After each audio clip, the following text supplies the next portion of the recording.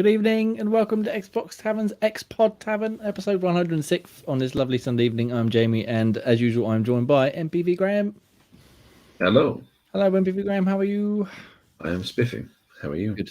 Wonderful. We sort of rushed into this week, so I didn't have a proper pre-chat beforehand, but we'll get into that, I'm sure, throughout the course of the show. No pleasantries. Yeah, no pleasantries this week. We also got special guest Pete returning once again for his monthly guest spot. Hello, special guest Pete, how are you?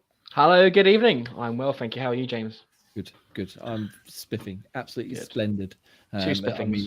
Yeah, double spiffing. And see if we can get a triple on the way. We've got Scottish Ruff Ross is back. Hello, Scottish Ruff Ross. Hello. How are you? Hello. Not too bad. Good. That's we're all chirpy, in good spirits, and ready for a wonderful episode 106 on this Sunday night at 8 p.m. Ish. Good, thank you very much. And we'll get into the news of the week and the games we played and various other bits and pieces. Hopefully you enjoy it. Please let us know in the comments and stuff if you are. Wonderful. Right, gentlemen, should we get into it, shall we? Let's start off to this on a barrage of positivity, as we like to do, with the news that basically 10 ton of games are shutting down. So good work, everybody.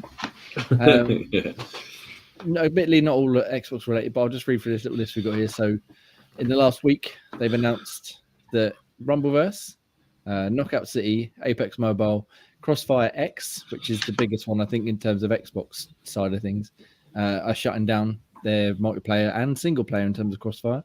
And also Back 4 Blood is ending support. So you should be able to play it, but there would be no more updates or levels or DLC or whatever. It's done already. And it's only been, just over a year since it's been out? Is that right? I'll have to look and when we get further on. But, I mean, it's always a shame to see stuff like this shutting down, especially, we enjoyed Rumbleverse Grey when we played it. Admittedly, we haven't played it since. I really enjoyed Knockout City because we did that as Project Game Pass for we did for a bit. June. It's one of the earliest games we picked, and we really enjoyed it. Again, haven't touched it since.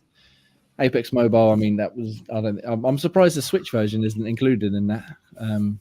I would have thought that would have been shut down as well, considering how poor that is. And we'll get to Crossfire X in a minute. But Ross, Pete, Gray, any thoughts on why these games might be shutting down now?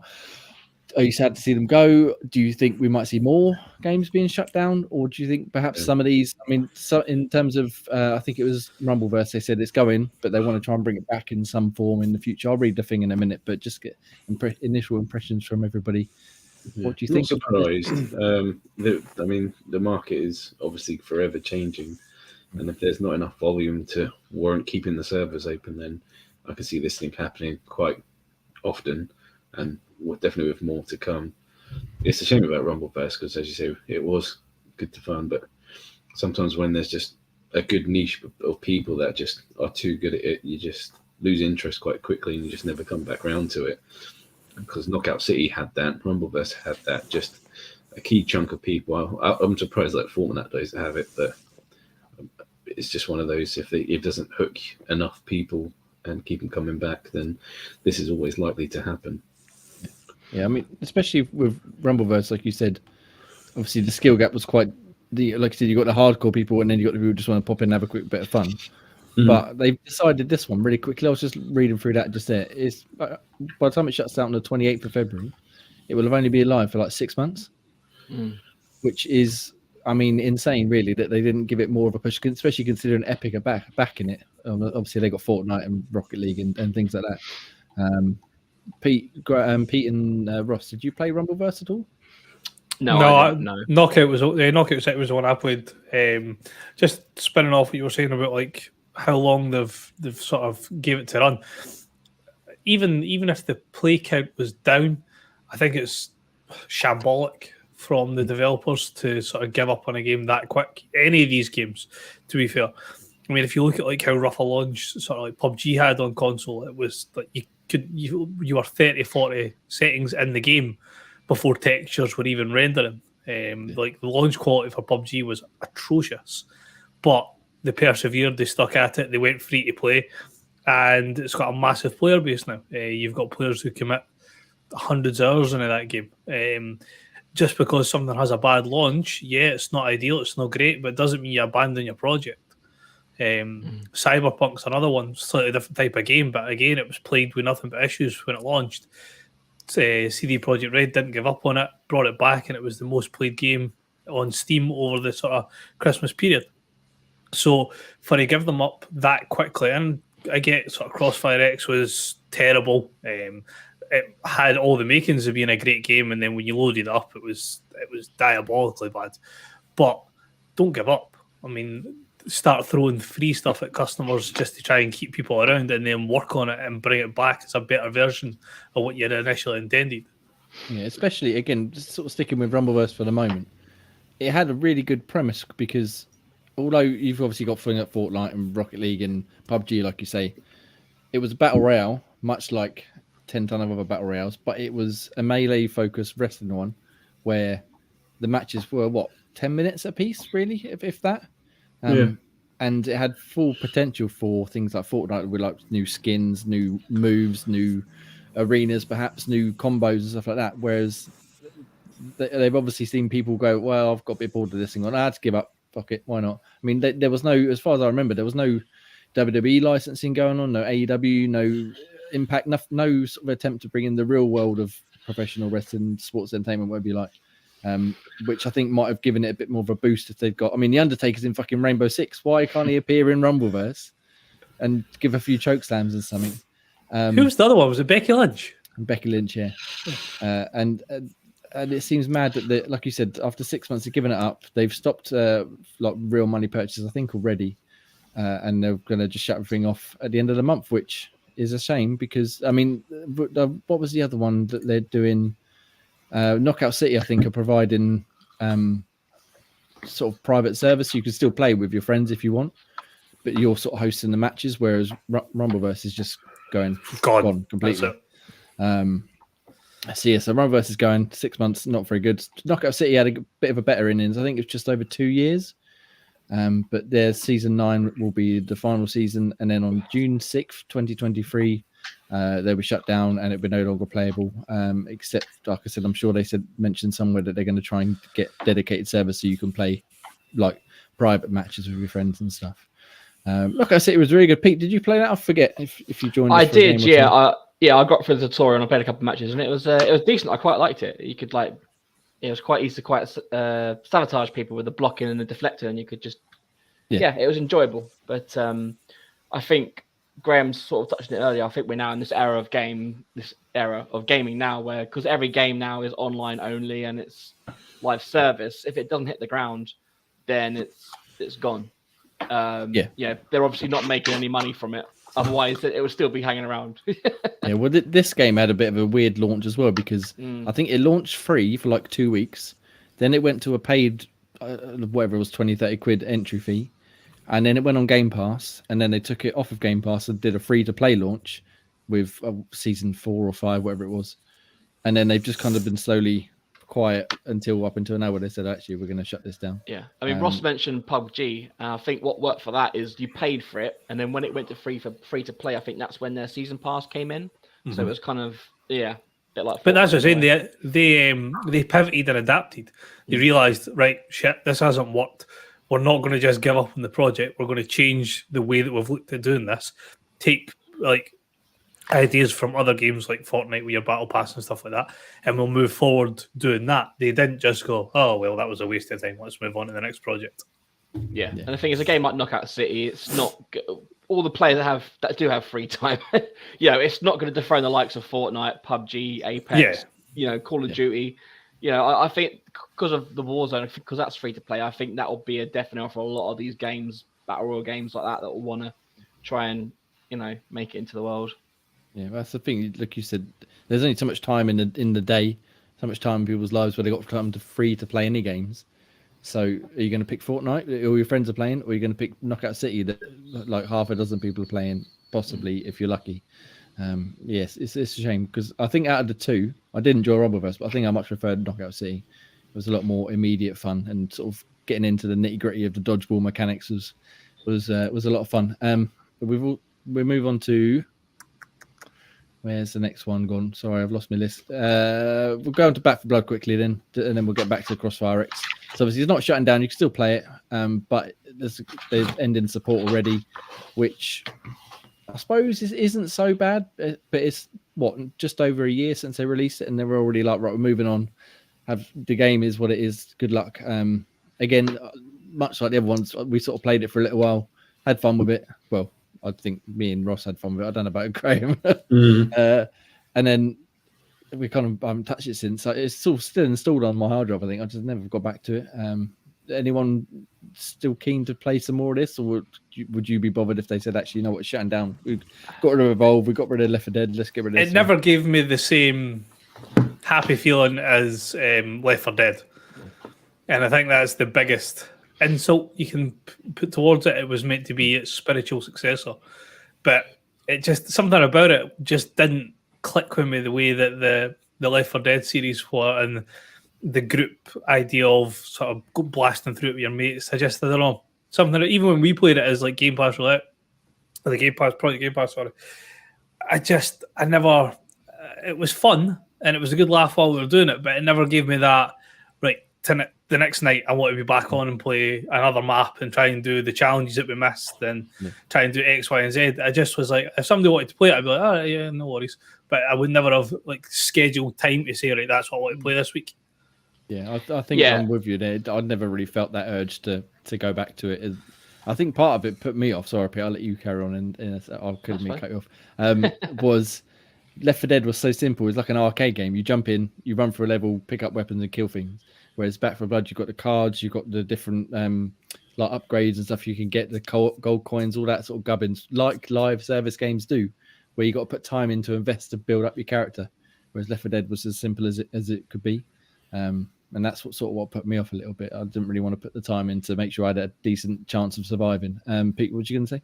No, I was going to mention what you said about the cards. It was just, it tried too hard to be the Left 4 Dead successor.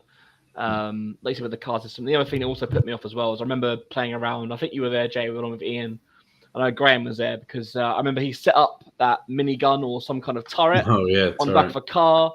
There was like nothing behind him, just random bit of rocks land, and then I'm on top of the barn opposite, and then all I can see is just mobs spawning out of the wall behind Graham. I'm like, well, you got no chance if you're doing that, you know. It was always just kind of like run, bash. There was no kind of like strategic play for it for me, which in Left 4 Dead there kind of was. Like whether it was, you know, sneaking around witches, whether you want to try and one shot in the face, you know, you could obviously listen out for the sounds. Whereas in Back 4 Blood, even the kind of the mini bosses, what they were, just seemed to spawn out of nowhere. Who was sneaking past witches? Yeah, well, that was full shotguns to the face. Yeah, well, if that's the thing, bring it, bitch. If no one had a shotgun, we just okay. No one's got a shotgun. No, okay. Let's just carefully make our way back. You know, and yeah, I can see Jay being the like Leroy Jenkins in the group. Exactly. Throw the Molotov. He'd run off and get liquored from, you know. Where are you, Jay? Oh, he's over there, for fuck's sake. Yep, a million miles away. But no, I mean, I can handle when mobs just spawn out of nowhere. But when you got mini bosses, like those guys, they all kind of look the same. They were those giant hammers for hands, and you'd be on a car, and all of a sudden, oh shit, there's one behind me, and just smacking you like, well, what can I? I've got no defense because he literally spawned behind me. I think that was a big issue. It did feel a lot harder to play, I thought, than Left 4 Dead, even on whatever the normal difficulty was. So again, not shutting down, but it's just they're sort of moving on now, so there'll be no more upgrades or DLC or what have you to it. Which for those, I imagine it's still a fairly popular game, but obviously not enough to keep them around. It's still on Game Pass, right? It's still on Game Pass, yes. We need something along the lines like Back 4 Dead. So it takes like some elements from Back 4 Blood, because like the guns, the actual gun design and things like that was a massive upgrade from Left 4 Dead. Yeah, and I didn't mind the fact that you could upgrade certain pieces with the cards. The card system wasn't too terrible. Wasn't my favorite feature, but I can see why they've done it. Bits and pieces that you could take from that, put it in a Left 4 Dead, and then roll it all in together and make like a new type that style of game. Yeah. Thing is with the card system, wasn't it potluck what you got at the end of each level? Yeah. So well, there was there not certain ones that you could get by doing certain things in the level, and it told you beforehand, did it not? I think so. Yeah, but you also, when you took your deck out with you, you only got one card every section of the level, didn't you? So you get like now I've 10% faster, or now I can reload my gun 3 times faster. It was potluck what you were out of the ones you took with you, as well as potluck what you actually managed to earn. And yeah, I'm not a big fan of that idea and things.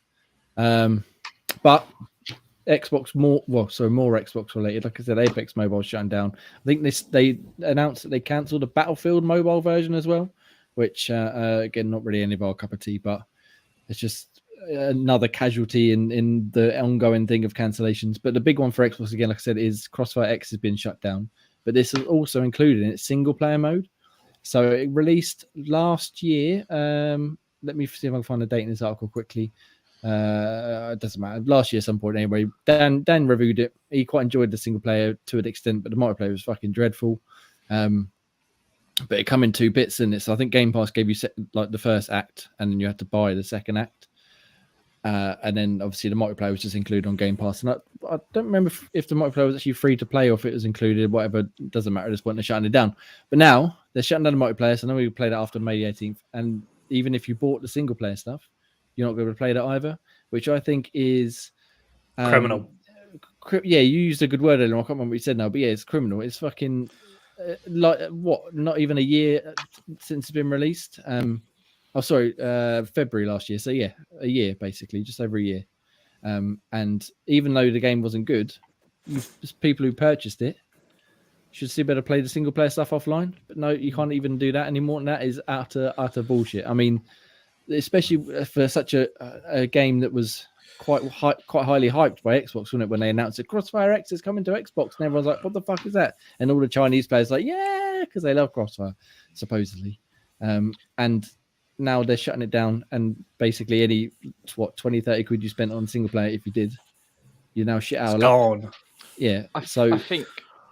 Sorry, without trying to sidebar too much, I think this is why obviously the Redfall game that's coming out soon. I think that's a lot of people have been putting off by the fact that yes, it's got a single player, but you have to be online.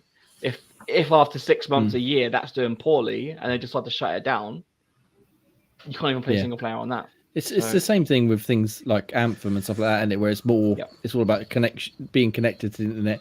And at least with those games, I would imagine, especially Redfall, by the time they do come to shut it down, if they do, there must be some sort of way to play it solo without getting any updates or whatever, just so you can just still play it if you want to. But this to not even be like, existing players can, or existing purchases or will be honored, whatever. It's just utter nonsense. And it's not even like it's a decade down the line, like a year later.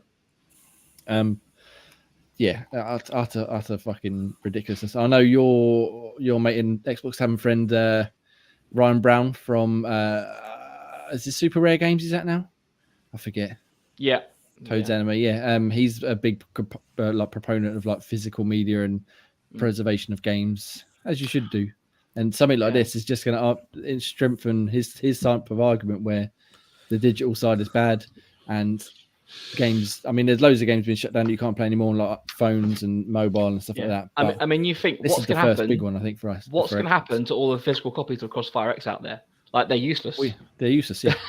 Absolutely useless. I mean, I don't know if many of them were sold, if there are even any that out there, but it's just nonsense. Like, why take away the single player? I'm not saying they were useless to begin with. I mean, I would. Based on the quality of the game, it's probably not surprising, but it does make you slightly concerned, because I mean, we've obviously got fucking hundreds of games on our Xbox that we've built over the years and stuff digitally, and I think all of them are safe-ish. But who's to say that in a few years' time they might shut down Halo Infinite's single-player campaign and be like, no, you can't play it anymore. Sorry, goodbye. It's a bit concerning. Obviously, it's a bit of a different game to Crossfire X, which is, as we said, just a small difference. Yeah. So May 18th is shutting down, and according to Smilegate, the developers have decided to end support for the title because the game was ultimately not where it needed to be. As you said, Ross, fucking make it where it needs to be then. Yeah. Don't be like, fuck off, I've had enough now. Yeah, that's it. Taking my toys, going home, fuck it. No, that pisses me off more than. I mean, see if they turn around and say, if it was like a smaller company, and turn around and say financial constraints mean we can't develop it the way that we want to because we just don't have the resources to do it. And that's fine. Money's money. It makes the world go round. That's fine. But don't just be like, oh, well, we couldn't get it to where we wanted it to go, so we thought we would just give the fuck up. Yeah, just shut it down a year later, whatever. It doesn't matter. No one's playing it anyway. I mean, chances are no one is playing it anyway, so it's not the end of the world. But no.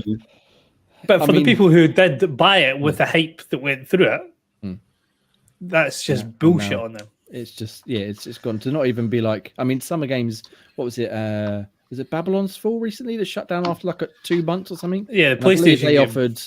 offered some sort of, if not a refund for the purchase, then some sort of compensation back to the people who bought it, because they were like, well, you spent all his money on it, let's give you something back for it. And there's been a couple of other examples of that, but here they've just gone like, what's that? Sorry, money? No, sorry, not having any of that. Sorry, I'm not having this.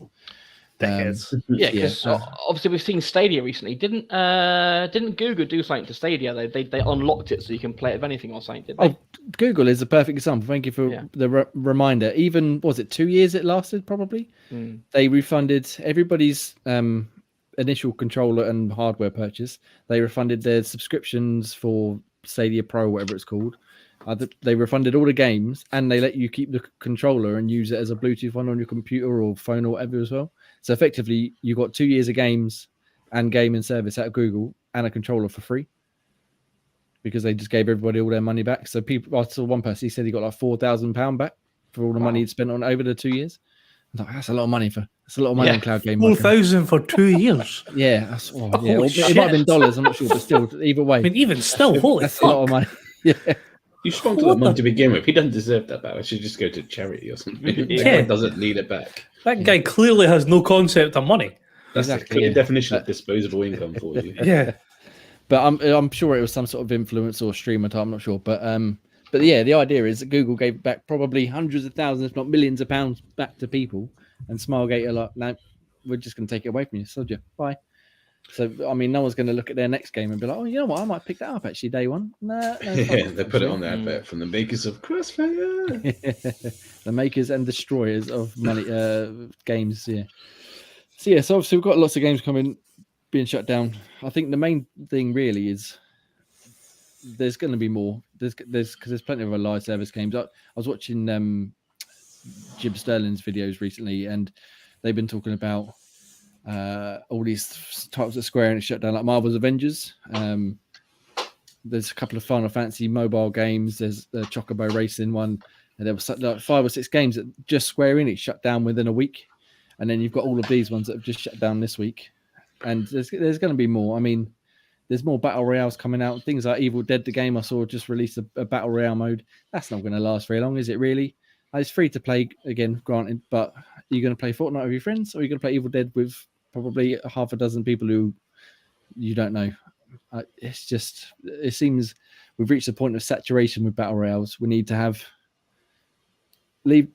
everybody wants the money, I get that, but it's not going to work, is it? Unless you've got something really, really special on your hands. And even something like Halo, which come out with it free-to-play multiplayer, is struggling like a bastard. And if Halo can't beat Fortnite and Apex and Call of Duty, what chances fucking Rumbleverse? It's got to have that. It's got to have that unique selling factor for a battle royale. So Fortnite has the building, which it aced. Even if we don't like it, it's part of the mechanic. It makes for a unique experience in regards to a battle royale. Warzone had the Call of Duty name behind it. It was always going to do well. Apex had something different with a 3-man squad. It's in the Titan universe. The operators are doing something different because they've all got unique abilities. Whereas, like in Fortnite, you've just got your character. Even PUBG, in an extent, because it's got a more realistic feel than other battle royales. Idea you tend to find that you maybe only have to hit somebody 3 times and they're down. Whereas in PUBG, Fortnite, you've got fucking shield, and then 20 shots after that, they're still jumping around, emoting and fucking teabagging you. So they've all got something that's a bit unique to them. Whereas these games, we just think they could just say, right, we'll get loads of people into the same server, and it's a battle royale, so therefore it's going to make money. Yeah, I mean, even Forza Horizon tried it, didn't they? That was a good fun concept because it was in cars. But I wonder if they'll try it again later with Forza Motorsport, rather than a battle royale, more like an elimination battle royale, if that makes sense. I was going to say, like, just the destruction derby. Yeah, but that's the problem, isn't it? You got, like you said, all these companies go, oh, well, just release a battle royale, makes loads of money. But you've got to have something special about you to compete with what's already there. And when it doesn't work, because it's not going to work, you need to either stump up and say, right, let's just keep the game up and you can play it, and we're not going to bother with it, like updating it anymore, or give people their purchase back, or find some other way to look after your players. Because it was like a couple of good ones that were pre-Warzone. There was that medieval one that I can't remember the name of. For Honor. Was it? No, not For Honor. It was I can't remember. It's rubbish. Forget that. There was another. What was the one that we played? Us four. We played an online one. It was there was like a master, and you could bomb. There was like 4 squares. Are you allowed to talk about this on the podcast? Well, it was years ago. I mean, like masters and telling you what to do. That seems like that's a different type of game. I mean, like Dan's not on the show just now. Yeah, it's fine. Dan's a sub. Still got my leather chaps upstairs. Did anybody else play Spellbreak when that came out? Because I reviewed that. I thought that was fucking excellent. One? No, that was the magic-based one. So it was teams of 3 again, I think. And you had like 2 different magic spells, one in each hand, and you could combine the powers to attack. Like fire and wind would make a big like fire tornado, that thing. I thought it was excellent. I had a great time playing it. I think I definitely played with Ian a little bit. No, I played it with you as well. And yeah, we played it together, and it was excellent. Too many ninjas. Really enjoyed it. Went back to after a month of not playing it, got absolutely destroyed, and then about probably less than a year later, they shut that down as well. And that was definitely one of the. If any of them were going to make it, I think that was going to be the one that would have done it, because it had everything it needed to. It just didn't quite surmount that sort of next level where it needed to get to. And yeah, there's loads. There's been loads. There'll be loads more. No one's going to learn their lessons. Not until some other new fad comes out. We've had loot boxes. We've got battle royales now, and then next it will be remakes. Why not remakes? Stop with the remakes. Don't stop with the remakes. Not until after March. But yeah, so it's a shame that all these games are shutting down. It's like, again, Knockout City is good fun. Rumbleverse is good fun when you can find a game, or when you're not getting absolutely destroyed by fucking next level Roman Reigns type ninjas who just don't want to lose ever. Yeah, so go play them while you still got a chance. Rumbleverse ends, like I said, the end of the month, so you've only got a couple of weeks. Quite like to have another quick game of that before it ends, if anyone's up for it. But we'll we'll have a go. Have a little wrestle in the grapple. What's it called? Grappital City, isn't it? I think that's what the location's called in the game.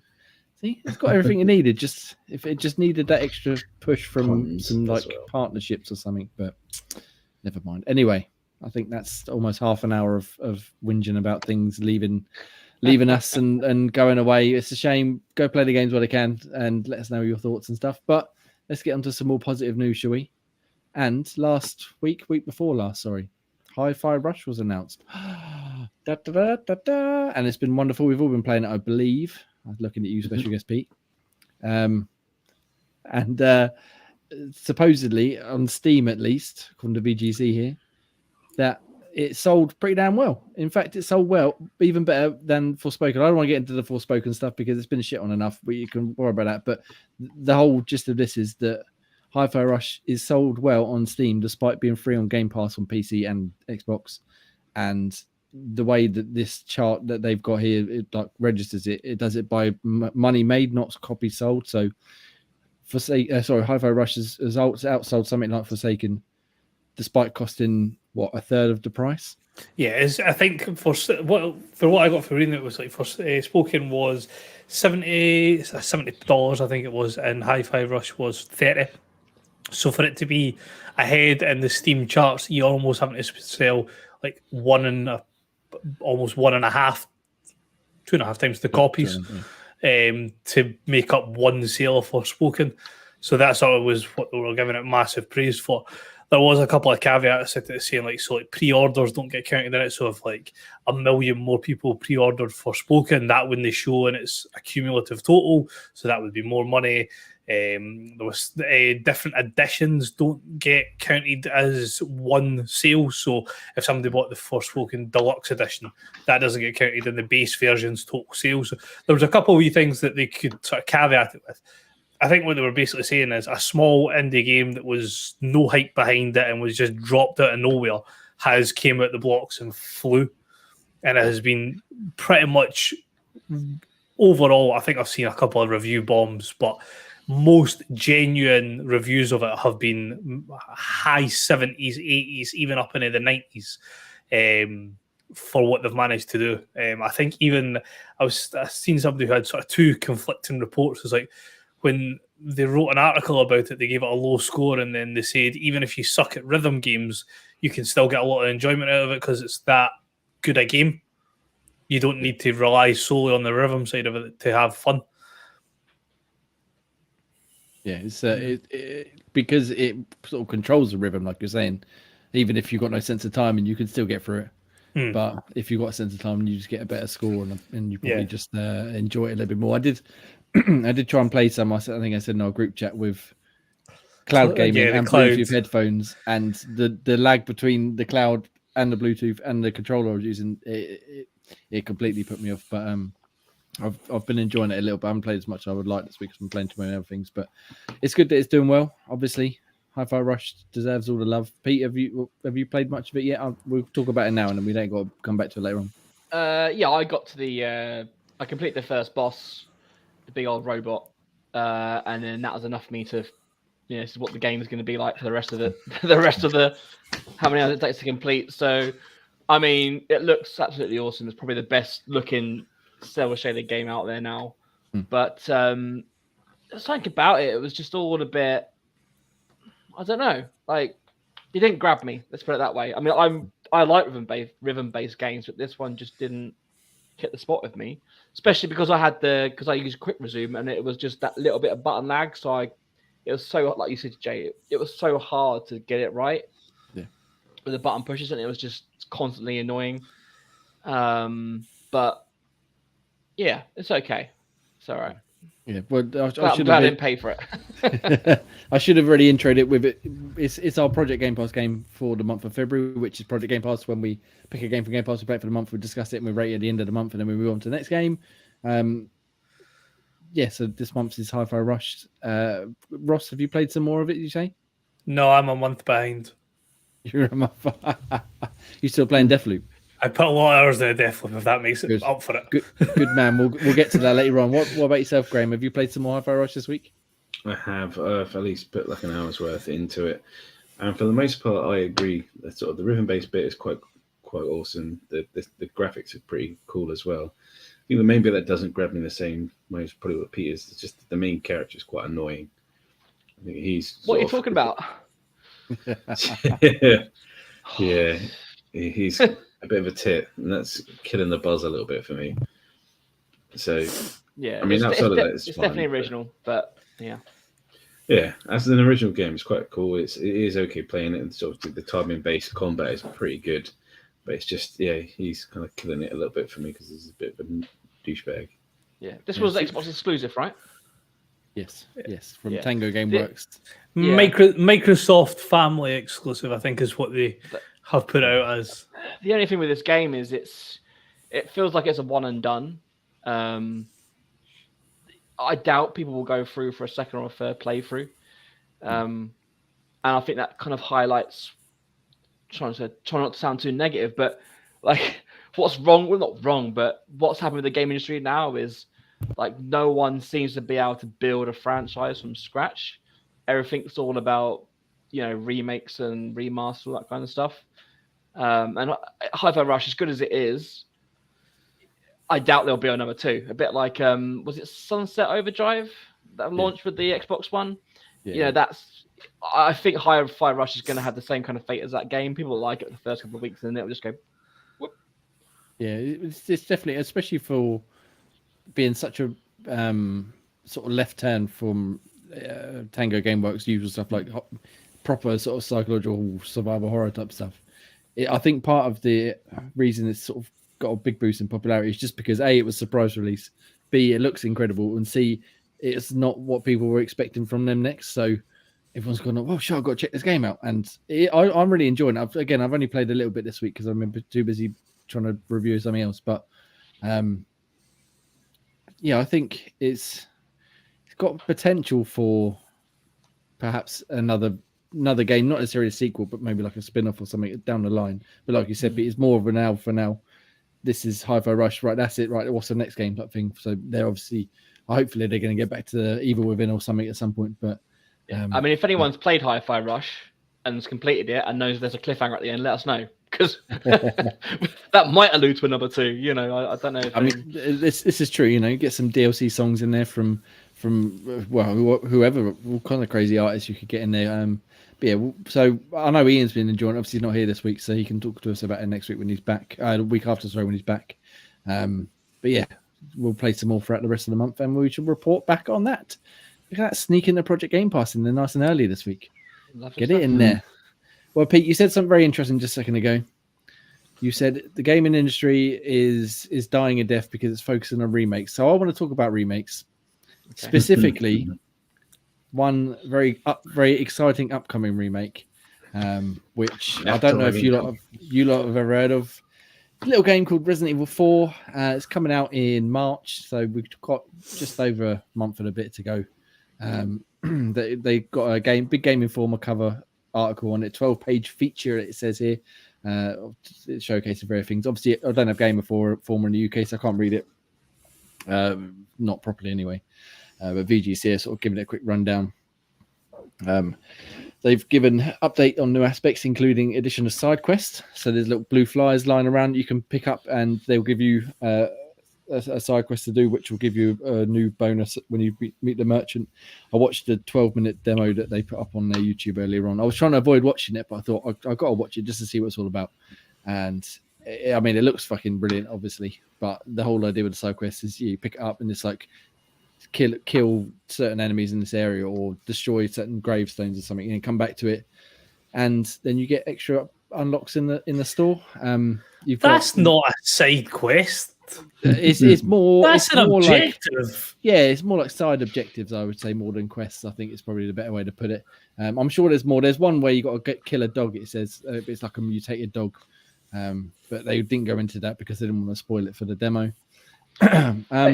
Are you worried, like in terms of Capcom? Are you worried at all about the speed they seem to be spewing these Resident Evil games out, like remakes in 7 and 8? It seems to be almost like a saturation at this point. I mean, I know you're fine. Obviously, you're fine. But if you're not worried, then obviously the super fans won't be. But I don't know. But every week there's Resident Evil. It's like. But what's the issue now with Jay is he's had his Resident Evil remake, he's had his Resident Evil 2 remake, he's had his Resident Evil 4 remake. And we all know which number comes after 4, don't we, Jay? Yes, Code Veronica. Yes. So they'll skip 5 and just remaster Village again. Yeah. No. They'll do what was it, 5 or 6? 5, just 6, just to piss Jay off. Hang on, what's the game that rivals Ocarina of Time for number of editions? Was that 2? I can't remember. That's the one they'll do again. Yeah, Skyrim. I would love for them to do 5 and 6 so they can make them good. That would be lovely. 5 was fantastic. 6 has got a really good premise of like all the different characters finally coming together, but they just shit it out. 5 was fantastic, and I won't hear anything other. And it's you are triggering me tonight because he keeps saying saturation, and all I can think is the bit with Wesker at the end with his complete global saturation. Every single time you say it to me, I just get flashbacks on the plane. Yeah. Oh, anyway, back to Resident Evil 4. I won't spend too much longer on it because in just over a month or so, all you're going to hear about is Resident Evil 4. But it's good. They've updated the way Ashley works, so she no longer has a health bar and will instead enter a down state when she takes too much damage, and then you got to revive her before she gets hit again and she dies, rather than being fucking a massive hindrance. Now she's just going to be a slightly less of a hindrance. You can also do two-person puzzles with her, not two-player, two-person puzzles. And Leon's now able to melee defend himself with a knife that will break if you use it too much. You can upgrade and blah blah blah. The 12-minute gameplay they put on YouTube, it looks fucking brilliant. They skip through quite a lot, so it's not one solid section. And I'm very excited about this. I know no one else cares. I'm not even going to pretend to ask if anyone else is interested in this. I just had to bring it up. I'll admit I'll play it because, like I say, I missed the original Resi 4 because I didn't have the appropriate console. So I missed that, and I've not managed to pick up on any of the upspuffs and remakes and remasters. And I am playing the VR one, I suppose, but it'd be nice to play it on the console and just see how it goes. Yes, I'm very much excited, especially based on Resident Evil 2 and lesser so with 3 remake, like how they revamped it and rejigged it and stuff. I'm very excited to play Resident Evil 4 very, very soon indeed. Yes, looking forward to it. Anyway, let's move on from Resident Evil. We'll be here even longer all night. Just very quickly, Halo Infinite, they got no story DLC planned. There's a new Halo online game supposed to be using Unreal Engine, as I think was it Jez Gordon or someone reported many months ago they were looking at Unreal. But the gist of it is that Halo, or 343 even, sorry, are sort of shit in the bed a bit with Halo, and they've kind of given up a bit on using the Slipspace engine, which was like the custom built engine for Halo. There's no new DLC for the campaign, even though I'm sure before they mentioned that they might possibly be considering some sort of DLC missions or expansion to the story and the world that it takes place in. And there's a whole new spin-off, supposedly some sort of battle royale type thing, which is going to be used on Unreal. I mean, we could probably spend another hour talking about all the problems of Halo right now. But has anybody got any opinions on any of these news information that's come out this week on? I think the main problem for Halo is it exists. See at this point with the quality, like Infinite wasn't bad. I enjoyed it. I think I had recency bias when I threw it in my Game of the Year last year. But if you go back like 5, 4, like they weren't to the standard of the sort of originals. Is what we would think of them as. See if at this point now, if they want to use it just to be online only, and just bring out a multiplayer Halo and have it running Unreal, and that is what's going to be Halo for the time being until they can get somebody else. No offense, 343, but you so shat the bed. Until they can bring somebody else in that can give us a proper storyline to have a worthwhile single player, then yeah, keep it Halo multiplayer. Just call it that Halo multiplayer. There you go. But for you, Ross, in terms of you said about a single player, does single player involve Master Chief, or do you want to see it go in a different direction? No, like ODST, like Graham's favorite. No, you have to keep it as Master Chief. Games that are synonymous with a character have to be kept with that character, unless there is a valid reason for them not to be doing. Like this, for example, had to change because he's a human; he can't live forever. So the new one, set in the future, fair dues, understand why they have to change it. As long as they keep the core structure of everything the same in regards to everything that's been established in the world so far, that's fine. With Master Chief, there's no need to get rid of him. He's a fucking genetic modified Spartan freak. He doesn't need to die off because of old age. So keep him in it and build the storyline around him. Whether you want to go back the way and focus more on like your Flood stuff and your Covenant, fine. If you want to go forward with what they were like building up to in this new one, great. But make it worthwhile. Yeah, I think that's the key word there. Make it worthwhile, because it hasn't been worthwhile since Bungie left it. And even though Infinite, I still stand by Infinite being a really good single player game, and the multiplayer is really good as well. But it's lost that spark that like Halo 2, Halo 3, and even the original and stuff had. And what was the gap? Sorry, what was the gap between Infinite? Was it 5 or 6? Was it 5 and Infinite and 5? What in terms of like release in game or was it 3 or 4 years, something like that? So yeah, because obviously we see most cycles these days, sequels it's usually 5 years, 8 years. So would you be prepared to wait an additional 5 years for a better Halo game? Yes. Yeah. I'd much rather them. Like, we're all still sitting here waiting on the next Skyrim. Yeah, exactly. Yeah, leave Infinite as it is. Keep updates and multiplayer and stuff if needs be, but just spend the next decade working on a proper. You almost need Halo to kind of simmer underneath to let people miss it enough for want it to come back and bring it back properly. And I was listening to the podcast Unlock earlier this week, just for Ian. I know he loves it, and it was Ryan McCaffrey was saying that he'd like to see them reboot it to start again, basically, but not with 343. Have someone else start it.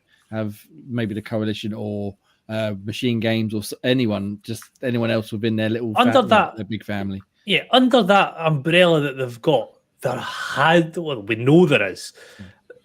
like teams in there that can put out great games. Indeed, there is. And like even with that, like so if they want to worry about like the single side doing that, keep 343 there and go right. You help us develop the multiplayer side of things. Yeah, because supposedly they've got certain affinity helping with this next Unreal Halo multiplayer battle royale type thing. Who have helped out, I think, on all of the Halo since Halo 2, like all of the multiplayer stuff. So you could even have them lead the multiplayer, have 343 help them, and then have someone else aid doing or the single machine games doing the single player, and just they ain't got to worry about the multiplayer. Just craft like an excellent single player story or co-op. Even nothing wrong with a bit of co-op, but yeah, it's what Obsidian doing these days. I think they're a bit busy, and they got a couple of games on. Vowed, Outer Worlds 2. But I'm talking, we're 68 years down the line here. Get Obsidian, and True. Obsidian seem to know how to make really good games. Yeah, like I said it twice already. Machine games, give them it, get them in their fucking their shooting mechanics. Oh, perfect. Who's Machine Games? What do they do? Wolfenstein. They rebooted the Wolfenstein. Oh right, that them. Well, yeah, get them in fact. Yes, that's a good point. Give it to Laika. Then we have Halo every other month. It means that Dan would actually play it. Yeah. Yeah, but that's what we need. I'll tell you what's next. We've had Halo, we've had Halo Wars, we've had Battle Royale. We now need like a Telltale Halo game now, don't we? Oh, that would actually. Hey, that would be. I wouldn't mind that actually. It's got enough lore to do it. Yeah, I mean that's the thing. The lore is there, and the sort of legacy with the original trilogy and ODST and Reach and stuff is there. It's just since then, 4 was good in like single player, terrible multiplayer. 5 was good multiplayer, terrible single player. Infinite was good both, but they just seem to have missed something. Yeah. And the Master Chief Collection absolutely shut the bed for the first 2 years until they finally fixed it. And even then, it took far too long for them to bring it back to where it should have been when it started. And obviously, we spoke, I think, last week or before about Microsoft laying off a load of people. Supposedly, something like 100 people got let go from 343 out of the 400 people that work there. So they can't provide a proper Halo experience with 400 people. How are they going to do it with 300 people? Yeah. And I'm sure, whoever was let go, obviously don't know where they're from, but yeah, it just seems like they've absolutely fucked this up and they need to rethink, go to their room and think about what they've done. Yes. Well, the question is, are the guys that made the OG Halos good? Are they even still around? Mm-hmm. Yeah. But they're at Bungie mostly. I was going to say they're currently working on Destiny. Yeah, owned by Sony as well. In prison on Destiny. Yeah. Yeah, but then Destiny, I know we're about trying to sidebar too much. Destiny's, I mean... Yeah, for us, yeah, but it's still massively popular. It's still got a massive cult following. Fair enough. They're absolutely smashing Destiny out for the people who care about Destiny, which is a lot of people. They're actually fucking running they're just wiping the floor with what Halo's doing now. Like the content that they're getting for it every time just seems to be hit out the park because everybody's just like, as soon as like the smallest speck of information is released about it, they're like constantly looking at stuff like how they can adapt their builds for this next raid or the next DLC or the next story, whatever it is. Yeah. They are obsessed with what they're doing with Destiny. Yeah, I know a couple of guys. One used to write for Tavern, and anytime the new Zer update or new maps or new like story DLC come out, they're all over it, writing about it and playing it like the moment it's out, and they absolutely love it. So that's what we need for Halo, but they're not quite there. Anyway, it's enough Halo nonsense for now. Just fix it, please. It's easy as that, really, isn't it? We need that soundbite. Halo. Jay just called Halo nonsense. There you go. At the minute, unfortunately, it is. That's all the main stories. We've got a couple of very quick hits. I'll just go through real quickly. Series X and S are getting a price increase in Japan. Not by much, but it's still going to increase. It's the first one they've given, which is a bit worrying for those who haven't already got Xboxes in other regions, but we'll see what happens from there. Goodbye, Graham. Star Wars Jedi Survivor's been delayed by, was it about a month, 2 months, something like that? Annoyingly. Click on a link, really. Not very long, but they put out a solemn JPEG, as old Commander Sterling likes to say, and we need more time. Okay, take your time, it's fine, whatever, no worries. Dragon Ball was back in Fortnite. We got Son Gohan and Piccolo have made their debut. You can pick them up for a whopping, was it 2,200 V-Bucks each? That made me a all the little extra bit more. bits and pieces. Yeah. I'm fine with my Beerus and Goku, thank you. Yeah, I was going to say, I mean, for all the characters they could have picked, Gohan and Piccolo is not really. And the thing is, ones it's not that- even, obviously, it's to do with the movie time, right? But you haven't even got Gohan's new form. Yeah, kind of. But then Piccolo's got his weird colour. Yeah, It's well, like, you got Piccolo's new form, but you haven't got Gohan's new form. You're like, yeah, the fuck are you done? With his like Well, cool black eyebrows. Add another 500 V-Bucks to get that one later on down the line. well, to be fair, although it's been out of cinema, I guess it just hasn't come out wide UK, so I guess they don't want to put too many spoilers out just in case people haven't seen it yet. I guess. Yeah, possibly. But still, Piccolo. Yeah, Hey, I know. Piccolo's All OG. the characters they could have put in, they put fucking Piccolo in. But anyway, There's still no Vegeta. Still no fucking Vegeta. He was in there. He was in Was there. it? Was he in it? It was He was in Vegeta and Oh yeah, so he was in there. Right? Yeah, so I forgot. Yeah, Trunks is the one you meant to say. No, Krillin. There was Goku and Beerus, and who did Vegeta? Was he with Bulma? Bulma, yeah. It was Bulma, yeah. Yeah, because I picked up Vegeta and Bajoma, Vegeta and Bajoma. Bulma, and you picked Bajoma. Vegeta? Vita and Bajoma. So yeah, so they're in there now. I don't know how long they'll be in the store for. Go pick them up if you want to. I tried the Dragon Ball Island thing. I didn't really know what was going on, so I gave up and played something else instead. But What's Dragon Ball Island? yeah, it's some sort of like they get like the creator modes where you can join in. It's not a battle royale, it's just like a little area you can run around and explore and do some quests and stuff. But I don't really know what's going on. So, and then the final quick hit is Gear 6 is reportedly in development by the Coalition just in time for Ian to join in the chat. Hello, Ian. They cancelled whatever 2 titles they were working on, and now they're full steam ahead on Gear 6. I mean, the Coalition have done a fantastic job. Unlike 343, Coalition done a great job of taking Gears and keeping it going really well. So I'm excited for Gear 6, but obviously no information on that. That's why it's just a quick hit story. We'll see some more, hopefully, at E3, perhaps, when they announce more.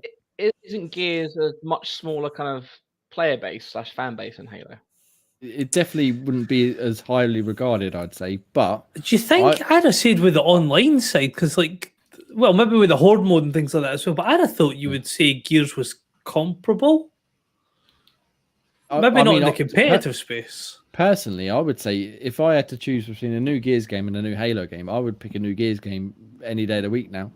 I would agree. They're tremendous. And like I said, the Coalition done a fantastic job. And yeah, we look forward to more Gear 6. I know Ian's very excited to see what's going on with Kate and her headaches.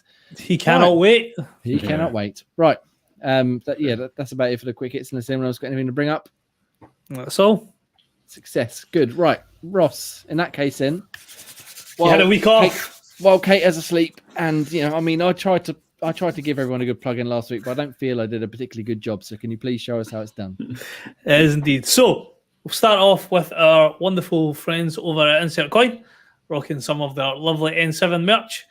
Xbox Tavern 23 will get you £5 off orders over £50.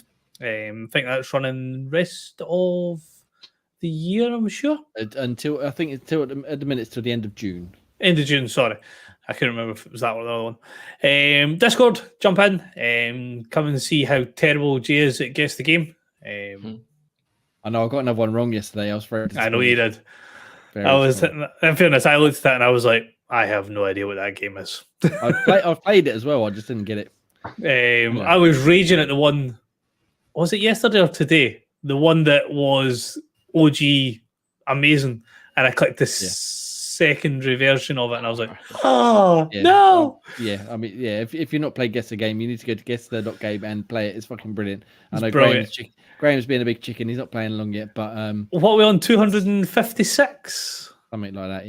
Yeah, and you can go back to number 1 and do all of them and catch up. 267. 267, but no, fantastic. A whole channel dedicated to it. It's a brilliant, I sitting there at night and it's like 11:45 and phone will just blind me at the side of the bed. It's like, oh, Jay's completed his Guess the Game for today. Oh, okay. Right.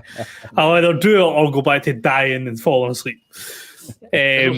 Obviously, there's some FM chat, isn't there, in the game in the general? There gaming is. Chat? Yeah. I couldn't believe that. I mean, have you basically got the full capacity, the whole of this town in your stadium for the Albion Rovers? Just like anybody's walking in the street just for a day trip, want you right? And season ticket.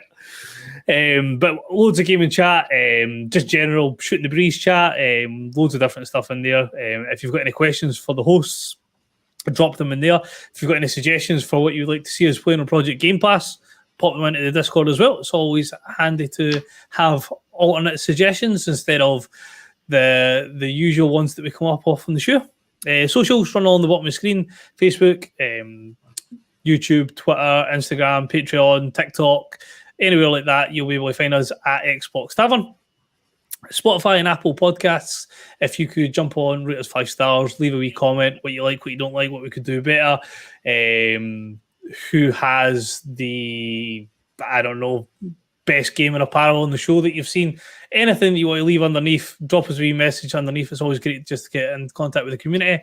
And last but by no means least, if you could jump over to patreon.com/Xbox Tavern, you will be able to find some behind the scenes footage that the hosts get up to after the show. Random chat, whether it be gaming related.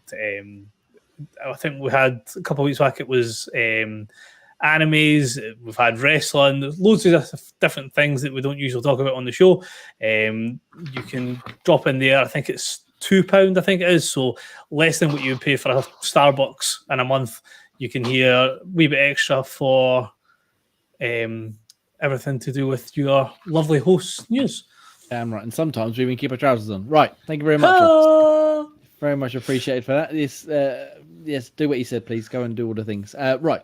Let's get into the question of the week, and our good man Ian has dropped us a little quiz / question to ask us while he's away. It's not to ask us; it's to sit back and watch the world burn. Watch us fucking debate. I mean, I must admit, I struggle with these sort of things. This could be like a 4-hour segment just for this. So he's provided us a picture that he got off of the Twitters, I imagine. Which is 9 pictures of characters. I'll read out the characters, and the idea is you're supposed to pick 2 to protect you, and the others will come after you, and you have to decide who you're going to have. Sooner or later, not necessarily together. Yes. So we've got Kratos from God of War, Raiden from Metal Gear Rising, Geralt from some fucking nerdy Witcher game, Master Chief, who, I mean, like we just said a minute ago, is probably shit in the bed a little bit. Dante from DMC, BT7274, remember that for the next quiz, just in case, from Titanfall 2, the Dragonborn from Skyrim, Ryu Hayabusa from Ninja Gaiden, and Doom Guy from Doom, I suppose. Shocker. So the idea is to pick 2, and then, like he said, the rest will come after you, and they have to protect you. So I'm going to go to Graham because he's been quiet and he's had a bit of a connection. He's also went very controversial. And also very controversial. Graham, please tell us, out of those 9 people we picked, which 2 would you have on your side and why? Well, I think it was which one 2 would you pick to defend you or in trouble, wasn't it? So, yeah. Well, in defense, sort of, out of all of those, Master Chief is only one with sort of a futuristic sort of power armor that could probably fend off the majority that's there. So, I mean, half of them, like Doom Guy, wouldn't barely touch him. So the Witcher with his weapons would barely touch them. If you're not watching, Ross is just having a meltdown right now. Sorry, Doom Guy wouldn't touch him? He's defeated the hordes of hell. And that's all we've got time for tonight. But with conventional weapons. Where does it say you're all allowed to have conventional weapons? Well, if that one doesn't annoy you, this one's next to you. If you're the Dragonborn, there's a way that you can build yourself so the person hitting you takes more damage in deflection. So technically, he's semi-invincible. So I'd take the most invincible Dragonborn on my side, where he just stands there and lets the opponent hit him and kills themselves because the reflection damage is over 100%. I like the reference to the way you can completely break your build in Skyrim. That's brilliant. I think you win. You win by default. Exactly. I was you can't over defend, and someone whose ultimate defense is they don't even have to do anything. I mean, that's not saying he could shout his super shout, saying "suck my balls" or whatever his shout is, and then turn people into dust and shout and force push them away. He can just stand there and let people hit them and kill themselves. Fucking brilliant. I mean, I was not with you with the chief. Granted, I was more on Russ's side, but that Dragonborn answer, 10 out of 10. You win. You win. We've all lost. We've all been fucking destroyed. All of our characters. Especially with the power of someone like Kratos, where he's going to kill himself in one hit, he's going to fucking smack someone, and it's going to explode backwards. Exactly. I like it. And that's who keeps that bitch handed to himself constantly. And he has to carry his little bitch of a child around with him. True. Boy. Anyway, yes, nice. So Chief and Dragonborn are going to protect Graham. This is a bit noncy. I need a drink. Well, why don't we ask special guest Pete what his answers are while you recompose yourself, Ross? I don't think that's going to happen.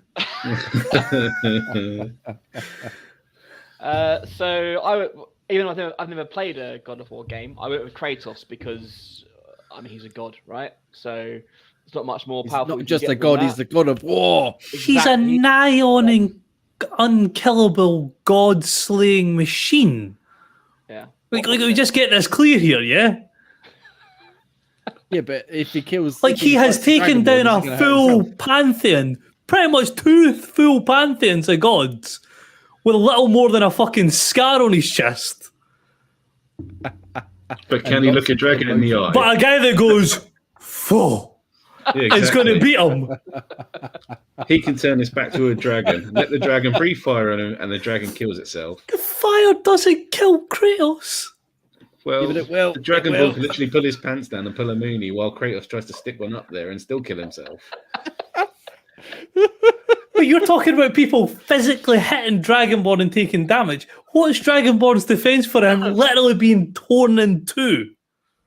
Because as he tries to do it, he's tearing his own arse cheeks in half and pulling himself That's apart. not how it works. Kratos becomes Splitos in half. So yeah, Kratos was number one. So I thought, Kratos, I've got the God of War on my side. You know, he's slow and methodical. So I wanted someone to partner him that's a bit more fast paced. So I was debating between Raiden and Ro Haribusha, and I went with Raiden because he's more futuristic. So he will have more, you know, as hard as the other guy is. I think Raiden would just about take him. So I've got Kratos the tank, and I've got Raiden the DPS guy. That was the kind of logic behind my team of, you know, I reckon they'll do a good job of defending me. Yeah, I mean, I'm exactly right there with you. I went for Kratos, but I went for Ryu Hayabusa instead, just because I think he's pretty cool. That's pretty much it. I don't really know. I don't think I'd survive much against Graham's invincible Dragonborn, but that'd be pretty cool to fight alongside Ryu Hayabusa for a little while at least. And like I said, Kratos can just lob his whacking great axe at things and go. And obviously, when I made the decision, I was basing the characters off them just being default, no kind of special builds. That's where you went wrong. Obviously, in Graham's universe, he's got the untouchable Scott, you know, Dragonborn. That's fine, but in my universe, they're all, you know, standard kind of. Yeah.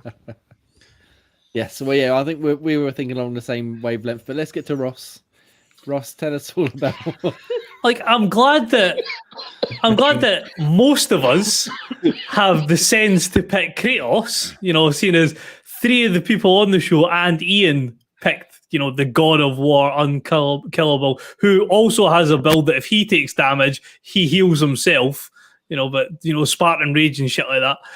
And also the other fairly mythical character in Doom guy who takes down the full of hell. Not a mechanical samurai or a jumping ninja. Well, I've never played Doom, so that was my. Neither have I. But the premise of the game is you take down hell. Yeah. Enough said. With the big guy with beefy sword. guns. Yeah. Yeah. If when you've got a gun that's called the BFG, it tells you all you need to know. I mean, good luck to jumping ninjas and mechanical sword boys going up against them. Here's Doom guys, sort of what they call glory kills or gory kills. Sorry, I think they're called. where like you kill an enemy and then you melee attack him and he like, rips their eyeballs out or like rips them in half, like you were saying with Crate. He's not one to be fucked with, but Exactly. you can't defend against an invincible Dragonborn. So what are you gonna do? Exactly. Imagine the look on his face having to walk around those levels. You see his face and he's going as he's just strutting through, as if enemies are just killing themselves. As it would be a draw, wouldn't it? Because if because Dragonborn could be killed, but if the Kratos heals himself when he. So just be deflecting damage back and forth between each other. Yeah, no, but while the Dragon was just sitting there having a cup of tea, Kratos is constantly killing himself. Have we not also established that Kratos is pretty good at killing things that can't be killed?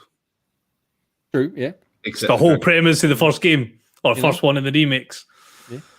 I mean, he hasn't faced the Dragonborn yet. It's true. Wait for that crossover fighter. Super Smash Bros. Doom guy. At least Ian had like his other pick makes sense. Yeah, I mean he went for Dante and Kratos. Dante, who can summon a demon, as part of his. For the Dragonborn to brush off as nothing. Exactly. Graham, I used to think you knew what you were talking about. It's now hurting me. I picked a super invincibility character. It's not a super invincibility character. It's beyond invincibility. That's what I mean. Well, I suppose the main thing is you can have the Dragonborn with your invincibility and reflected damage, but you got to make sure you got about 200 hours first to get all the equipment to build up what you need before they attack. If they come like when you just come out of the caves, you fucked. Yeah, I know, but if he takes that, what is it? That stick, the Wabberjack or whatever, he can turn him into a fucking toaster. Do you get that? Do you get that the first day as you start as a Dragonborn? Well, no, clearly not. There you go then. So Kratos just needs to appear on day one. Fuck off, back to fucking jail. Kratos was a time traveler as well. That's a new power. What does it say? Time traveler? No. We haven't specified. He's a freaking baby. He said when he becomes a dragon. When you spawn in, if everybody spawns in at the one time, you don't have all this time to go and gather all your stuff, like Jay's saying. Everybody spawns in at the one time. Now, they might not attack at first, as it says in the thing, but all they would need to do is go, right, spawn in at once, Dragonborn, done. You've not learned any of your shouts. Not got any shouts, not even got a exactly. You're just basically a guy that can hear somebody. I love it. Oh, well done. Good work, Ian. You've completely fucked it. That's just some new characters next week, won't we? Oh, dear. Yeah. Anyway. I was always going to take the Dragonborn over the god of mild nonsense anyway. Well, if you've got some fantastic debate points for us to argue about next week, please let us know in the comments or on Twitter at Xbox Tavern. More of this, please. That was fucking brilliant. Thank you very much, Ian, for that. Right, let's wind down a bit. We've already skipped over Project Game Pass. We've talked about that already. So let's get into the games we've been playing this week, shall we? And special guest Pete, I want to go to you first. I want to hear all about your time and adventures in Doki Doki Literature Club. Oh, we're going there first, are we? Okay. Damn right, we're going there first. So yeah, it was on sale this week. It's been on my wish list since it came out on Xbox. Since I read, I think it was Bubba's review, wasn't it? And I was like, yeah, yes. I like a good narrative story. These kind of like visual novel books, and I thought, yep, I'll put it on my things. I wasn't paying 15 quid for a visual novel. And I was, oh yeah, it's so good, it's so dark, it's all good. And I was like, cool. And then it went on sale this week, and I was like, do you know what? I can finally give it a go. And having completed it, read it through, I couldn't help but feel a little underwhelmed, if I'm being completely honest. Ross, you played it, right? You played? No? Graham might not played it. So Jay, you played it, right? Or read through it? What one are we talking about? Doki Literature Club Plus. Yeah, I have completed that one. I bought it day one because I was really excited to check it out after Bubba's review. And Jay almost got me in trouble because it started off in a weird, twisted little mini schoolgirl hentai bit to start off with. And Cheryl was saying, "What the fuck are you playing?" It was like, Jay recommended it. I'm sorry. And then there was the hanging. I didn't say you had to get off the telly quickly before the girl saw it. So I wanted to avoid some spoilers. I know it's people might want to, but I think it got overhyped a bit too much. I was like, yeah, okay, that first scene when the first person does that, and I'm thinking, okay, I get the trigger warnings. I think it's because you knew too much going into it. I mean, if you didn't know Well- that, there's a lot of build up of cutesy stuff to really sort of bring it deep and dark. That's what I said to you, wouldn't it, Pete? Like the less you know going in, the better.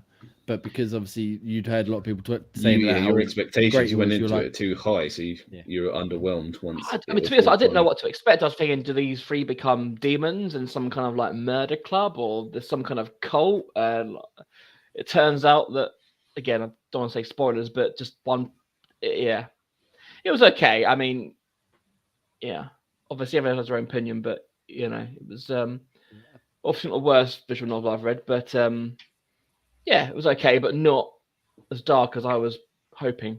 If that doesn't sound too morbid. Because when it was originally released on PC, there was no warnings whatsoever, so people literally thought it was just like a visual novel. And then when the first thing happened with the first sort of twist, everyone was like, "What the fuck?" And then obviously it just goes worse and worse from there. But if you're at least expecting something we're going in, it doesn't quite have the same. Well, that first thing. The first thing is only the real trigger, I guess, because I went down the Yuri path, the one with the purple hair, and the way that she kind of did her, and I was like, did that need a trigger warning? You know, it's well, again, I suppose, The first scene, yes, I can get it because it's very, you know, I can trigger a lot of people, but I might need to play other. The annoying thing is, if I want to start again, I've got to delete and reinstall the game or something just to start again, which I'm not too sure I want to do, to be honest. I don't think I ever went through it again, but I enjoyed my singular 4 or 5 hours, whatever I was going for it the first time. Yeah, I mean, as I said, it was decent. You know, I'd get a decent, 7 out of 10 for me. So it's not a bad read or bad thing by any means, but I was just expecting a bit more. That's all, really. Fair enough. Yeah. So Ross, you need to play it because we need to hear your opinion on Doki Doki Literature Club, because it's it's something. It is something. Yes, please. Right. Let's. I think when the first hype of it came through, when we done a review, I think I pulled it up on the store and went to install it, and then I got like a look shot at me, and I was like, "Oh, okay, I'll just hit B. Let's go back to the main menu." Well, if you trusted me on Stanley Parable, you kind of trusted me with Superliminal. Trust me on this one. Okay. That's all we'll say from there. But let's move back to Graham now quickly, and let's hear about. I mean, I want to talk to you about GoldenEye. Really, let's talk about. Have you played more GoldenEye? Yeah, well, I completed it all on Agent again. I went through it the whole thing, and with the dual stick controls, man, it's a whole lot bloody easier. And Vince straight away, went super through it. Even on that last level, I managed to unlock the golden PPI because I managed to do it so quickly. Nice. But it's as fun as I remember it. Past, isn't it. Yeah. But just I don't think I can go back to just try and complete all the achievement bits on there. Because I got to the mission, I can't remember which one it is. I think it's Control or something where you have to keep Natalia alive. That bitch needs to hide. Just one shot kills that bitch. But yeah, that's the only mission I had problems with, trying to keep that turd alive. But yeah, other than that, just sort of steamrolled through the game, and it's still just fun to kind of play through. And knock Trevelyan off his perch again. Damn right. For England, James. No. For me. I've been playing a little bit as well, and mainly on the cloud, like at work, on my lunch breaks and stuff. And it's a fucking brilliant game for the cloud. And when I loaded into, I forget the name of the fucking level now. The first snow level you play. Whatever it's just like Surface 1 or something like that. Surface, like instant, like the nostalgia went whoosh. I was like, I remember doing this. It's fucking brilliant. And I was exploring and shooting the fucking things. And like you said last week, it's obvious it was a bit rushed because everything is completely barren. Like there was loads of huts dotted around. They're all completely empty. It's not even like an attempt to put like a table or something. It's just completely empty. But oh man, what a proper hit to the nostalgia. I wanted to play some more multiplayer, but obviously we can't do it online on Xbox. And I was half tempted to sub to the old Nintendo Switch online just to give it a try, but I haven't turned my Switch on since I got it back from Special Guest Pete yet, so I need to get onto that really. But so you're not going to go back and try it on higher difficulties at all? Are you done with the single player for now? I was tempted just to see if I could finally get that invincibility cheat I never got, but then I saw how much of a pain in the ass facility was, and it's tricky. So I tried to do it on the second one, 00 agent, or just the 0 00 agent. agent is the third one. Super agent, whatever it was, the second difficulty. Yeah. I tried to speed run it on that one and got rinsed pretty quickly. I watched a video on how to kind of do it, and a lot of luck needs to come your way to pull that shit off. I remember doing that. I remember when I did it on the N64, I got to the last section with like one of the tiniest bit of health left because you just like pegging it past people and they're shooting at you constantly like, just don't die, just don't die, just don't die. I was trying to do it all on 00 agent to start with, but I've knocked it down to agent for now just so I can get through all the levels. You can't play the others until you completed it on the first one first. Yeah, well, I did the first level on 00 agent and then I got to facility and I just wasn't really giving it a proper go, so I want to get through them all, and then I'll just go back and work my way through them again, I think. But yeah, no, really enjoying it. It's nice. I might go back to do the achievements that help the multiplayer, like no radar. I think that's a must. Yeah, because it kills the multiplayer a little bit when that's on. Yeah, you definitely need some no radar stuff. Yeah, I imagine in an N64 game, the campaign can't be very long. Oh no, it's not. I mean, each level is literally between sort of 2 to 10 minutes max. So. Yeah, you can dance quite through it pretty quickly if you're good enough, or if you try and just run through rather than sort of try and shoot at everyone. Yeah, because the level where you got to get in the plane to escape, you could probably do that in about 30 seconds if you know where the key and stuff is, if you want to, or you can take your time and just sort of kill a loads of enemies and stuff. But yeah, really good game. Still, I mean, it's not going to hold a candle to more modern shooters, perhaps, but not a chance. But yeah, just having the dual stick controls makes the game so much easier. Yeah, nice. Good bit of GoldenEye. Ross, yes, your turn now, and you let me look at the list here. What have you been playing? Oh, a little game called Deathloop. Why don't you tell us all about that? Deathloop. Yes, I was slow to get onto it, shall we say? Slow, yes. Fucking molasses, on you, Jesus Christ! I had played it before the end of the Game Pass. Project Game Pass was done. I had got it done and dusted for then. Fuck me, what a game! Fucking love it. It's incredible. Listen to me? Who have I still got to kill?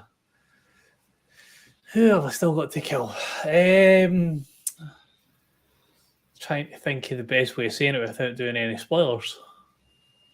I think you can spoil like the names of the people, no? I think it's just the party guy.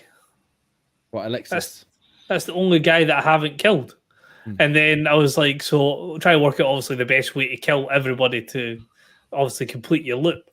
But no, I've been just enjoying it. I went through at one point and killed people just randomly. Then obviously you start. It's very much like Hitman in regards to you'll get like a clue that will say Dave will be at this point at this time doing this. Yeah. You could do this, which would then cause this to happen to Dave when he tries to do that. So you obviously got wee hints and tips like that, and you get to see like the fruits of your labour when you've done that. The weapons. What am I using just now? I think I've stuck with a nail gun for quite a lot of it. I should have used nail because that's a silent weapon, isn't it? Yeah, and I can't remember the name of all the powers, but I've got the one that basically links everybody together. Nexus. And I've got the other one which turns you invisible. Ether, isn't it? Which is it's between those two and the nail gun. You turn yourself invisible, you run up to them, you hit them with a Nexus so that they all pound together, you shoot one in the head with a nail gun, the whole group drops, you move back on, and that's it. It's like you never get spotted. Yeah.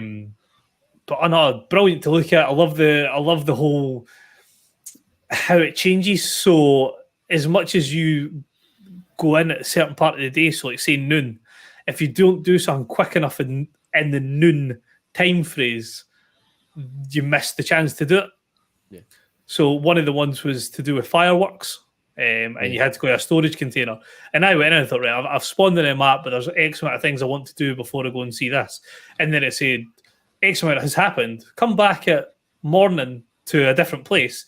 to interact with this character. I was like, fuck, I missed my time window, which means you've lost a full day. So you need to go through a new loop. And if you've, with the whole system of, unless you've, is it infused? Yeah. Infuse your guns, you lose them. You can only have certain power. You can only have 2 powers at a time. Am I right in saying? Yeah. Yeah, because you lose them. And then if you've got any of the, I can't remember what not the currency, but the Residium. Yeah, if you've not got enough things to sort of infuse, you lose out on all the stuff of that you've got as well. So it's like, fuck, I really don't want to jump to the next time phase unless I know that there's nothing else I can do in this one. Yeah, there was one point I had to reset the day, and I had something like something stupid like 40,000 Residium left over, but I had nothing, literally nothing left to infuse. I was like, gone. Not again. But no, I've been raided a couple of times. Met Juliana plenty, and then got dropped in a couple of times, and you didn't even see them coming. Next thing I know is like I'm just sprawled out on the floor, getting my the sort of brought back to life, and the time reverses a wee bit. Yeah. It's just like I didn't even know which direction they were. I just died. Shit. Are these real players are sneaking in? Yeah. Because I still haven't tried the real player invasions, like either being invaded or invading someone. So I flicked it over for a very small bit because obviously you get the option to play it like single player only. It can be dropped in by friends, or it can be dropped in by anybody. So I'll put it drop in by anybody. I'll play it for a couple of hours, and like I say, I only got invaded twice I think I've tried it 3 or 4 times. I've only been dropped in on twice, so it's not obviously it's a bit further down the line. Maybe not have the biggest player base. That's why you're not getting as dropped in as much. But it sort of adds another layer of game because when it's like when you're playing single player, and it's like Juliana has appeared.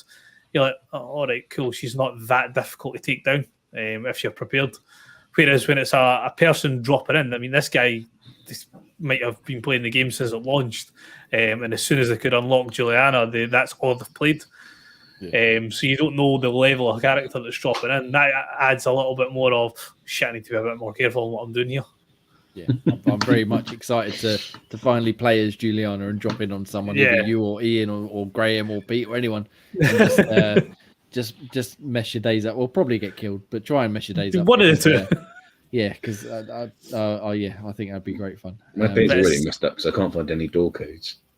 I don't know easy if I'll drop in. I'll get you some door codes, and then I'll shoot you in the back of the head when you look. I'll allow you to do that. I love that feature as well. So at the first door you come to, you need pretty much within the first 20 minutes you actually playing the game. There's a door that needs a code, and I was like, I wonder what's behind the door. And I was like researching a bit, and every game is randomly generated. So, like, my code could be 1, 2, 3, 4, and then Jay goes to the same door in his game, and it could be 5, 6, 7, 8. So I think that's a brilliant system. So you can't just jump online and go, and there's like a breakdown of every code in the game. Yeah. That's something like that. It's just a wee small detail that makes it just that wee bit nicer. Yes, and more frustrating for people like Graham, who just like, just give me the fucking codes. Fucking want the code. Because you can't do anything. I've killed everyone in this bloody area. I've searched around everything, and there's no freaking thing except for this door I can't go in because I need a bloody code. Damn right you do. But the more I still think it's it would have been one of my games of the year last year had I finished it and played more last year. But it's fucking brilliant. What a brilliant game! And I'm very glad that you're 2.5 months late to playing it. Wonderful. I played it in January. Keep playing it. And Ian's playing some more. I don't know how far he is now, but hopefully we'll hear more from him when he's back in a couple of weeks. Pete, I want to go back to you quickly before I talk about Dead Space. You've been playing a bit of Age of Empires 2, which is and funny. Yeah, I was going to ask you in your opinion, Jay, because I saw you got an achievement for it. I didn't think this was your usual cup of tea. So how did you find it? So the only reason I played this was I reviewed a cloud gaming controller, and it was one of the new releases. So I thought I'll give it a go, see what it's like, because I was finding it wasn't particularly good for GoldenEye because it was awkward, like the way that it's too small to hold for like a first-person shooter. But I thought something slower paced like this, it might work pretty well, and it did work really well actually. But I only did like half of the tutorial maybe, maybe not even that.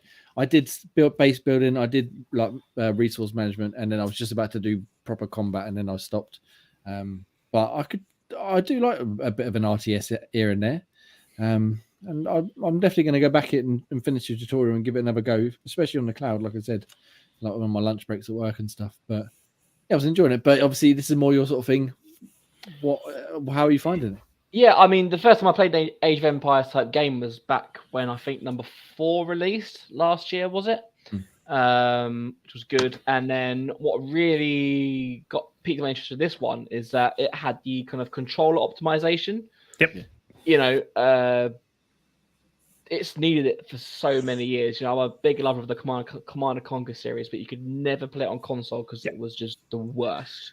It's not, and I totally agree with you, Pete. But have you played it yet, Ross?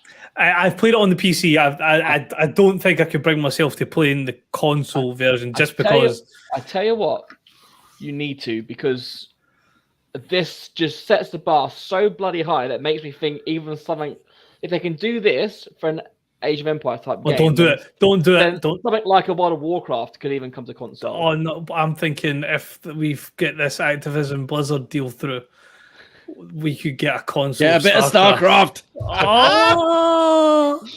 Honestly, I honestly think that it might actually be easier to play it on controller than it is on PC now. Well, yeah, because with the PC, there's so many hotkeys that you need to not memorize, but got left trigger, right trigger. It's just so for someone like me who's got a bit of a crap adaptability. Like, I was like, wow, this is bloody great. I was like, this is what we've been waiting for. The console players of RTS games, this is what we've been waiting for. And I was really, really impressed. Obviously, it's a bit of a more slower pace than the Command & Conquer games, but you know, you've got your historical battles on there. You've got your William Wallace's, your Joan of Arc's. You know, so if you're a history buff, it's kind of good to kind of play through. I'm not a history buff myself, but it's always good to go back and go, oh yeah, I don't remember learning that, but you can go back and, you know, take control of the battles or whatever. So yeah, if you've been on the fence, console PC, definitely give us a go on console, because the controller optimization is like peak, like proper good. Honestly, yeah, like even on the cloud, like I said, playing with that, like the little cloud controller, I was still pulling off all the actions easy enough. The hot swapping between the different areas and the options you got in front of you, and you know, like I said, it's more your sort of thing. I'm not very good at RTSs at the best of times, but I was enjoying one little time I played of it. Like I said, definitely going to go back to it. And like I said, this has definitely set the bar. If another RTS comes out on the console and doesn't have this level of optimization, then it's just I'm gonna ignore it, because this. Yeah. I'm trying to think of the other ones that I've played that were like, so you had the PC version, then you had the console version. So you obviously had like Halo Wars was the one. You had the Battle for Middle Earth games from like the Lord of the Rings series. They were fantastic games, but not ideal on the console. I'm trying to think of other ones that we've had. Toy Soldiers, not Toy Soldiers, the Army Men. But obviously, I think that was back in the PlayStation 2 days, maybe. Yeah. I mean, there's like, because I don't think, did the Command & Conquer got like the Tiberian War ones? They didn't so Command & Conquer 2 Red Alert went on there. The Tiberian Wars went on there. Also, I think number 3, went on there. Yeah, number 3 is one I played a lot on it. Yeah, and as much as I love those games, you just can't play them on console. Yeah. I mean, like some of my earliest PC gaming was on RTSs. So like your Age of Empires, Age of Mythology, games like that. That was sort of what I was brought up with for my original PC gaming. And I've always just, that sort of game, I couldn't imagine having all those hotkeys translate into like the amount of buttons that's on a controller. Yeah, it's shocking how easy they've made it look. Yeah, considering how advanced we are, and it's taken this long for them to be able to put it on a controller. Just go play it, Ross. Anyone that's listening or watching, go do it. You won't be sorry. And plus, Game Pass. Exactly, it's on Game Pass. PC, Xbox, why not, eh? I assume the original PC version is on Game Pass. It's on console and PC. The definitive edition's on there as well. It looks beautiful on the PC. Like, see when you ramp everything up to full whack. Oh, it's a good looking game. It still looks great on Series X, to be honest. Yeah. You know. Yeah. It looked pretty damn good on a fucking cloud on my little phone. You know? Yeah. Yeah, nice. Yeah, go check that one out. Graham, have you got anything else you've been playing, or are you going to check out Age of Empires at all? Yeah, I think I might give Age of Empires a check. I can't commit to it because I'll just start getting flashback nightmares of talking about the time I wasted on Command and Conquer, building a 4-hour army for a 10-minute mission.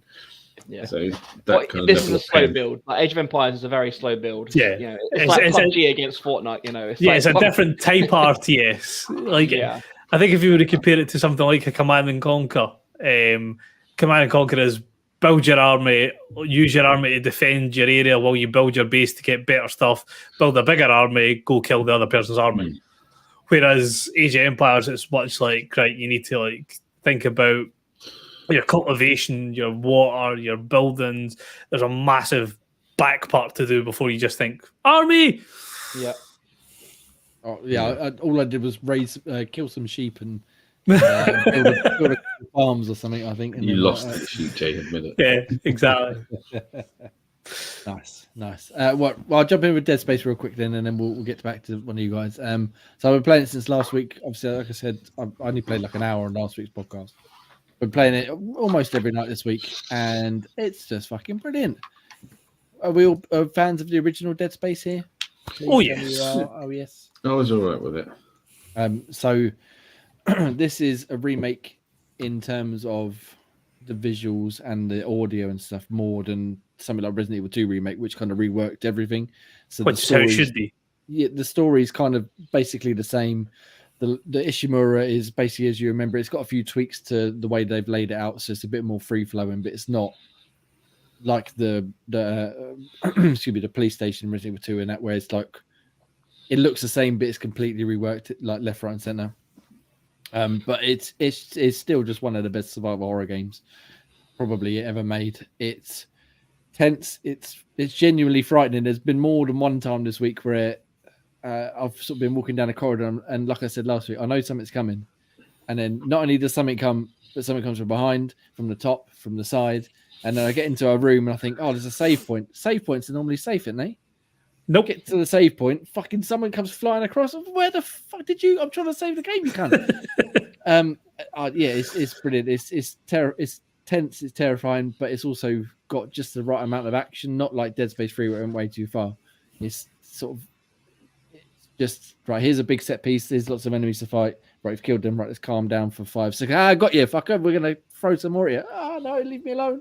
But yeah, no, I'm really enjoying it. I think I've got like a chapter or 2 left to finish. They're about an hour long each, and I really should have finished this week, but for some reason it's taken me a lot longer to get through it than I expected. But yeah, I'm really enjoying the way they've revamped the visuals. It looks lovely. It sounds lovely. It plays lovely, and it's nice to have it back. Please, more of this and no more Dead Space 2 or 3. That'd be wonderful. Although Dead Space 2 was all right, but 3 Dead Space 2 was like acceptable. 3, yeah. Let's not mention. Yeah, we need it's to a third person shooter, right? Yeah, so like third person over the shoulder, much like Resident Evil 4. I'd get another mention of it in. Here's a war type idea. Yeah, over the shoulder. Walking through corridors, lots of monsters jump out. Your lights flicker on and off. Steam, smoke, explosions, all sorts of stuff.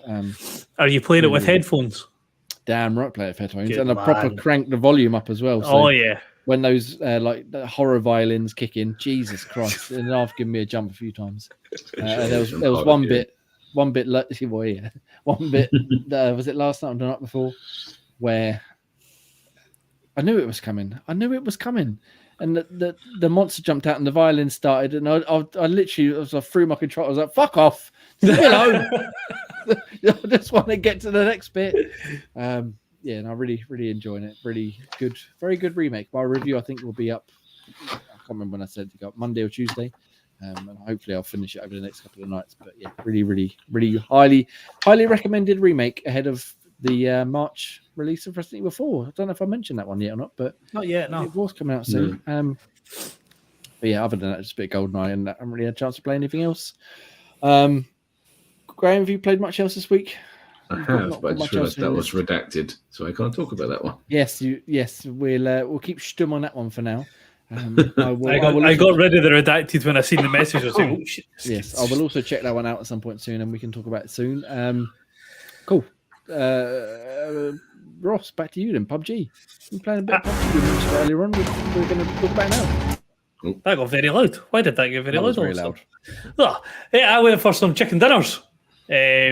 No, fancy Did the you wee get bit any? of- No, well. stupid.